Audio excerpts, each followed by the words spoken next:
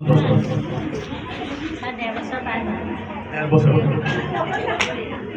আপুনি আৰচিএমত আপুনি কিয় আৰচিএম আপুনি কিয় জইন কৰিছে কাৰণ কিবা এটা কাৰণ আছিলে আৰচিএম জইন কৰাৰ কি কাৰণ আছিল আৰচিএমত অহাৰ আগতে কোনোদিনে ভবা নাছিলোঁ কেতিয়াবা কাৰোবাক সহায় কৰিব পাৰি নিজে কেতিয়াবা একাউণ্টত দুটকা পইচা পাম কেতিয়াবা কাৰোবাক নিজৰ এটা পৰিচয় যে বনাব পাৰি জইন কিয় কৰিছে কাৰণটো আজিৰ পৰা ১.৫ বছৰ আগৰ কথাটো ভাবক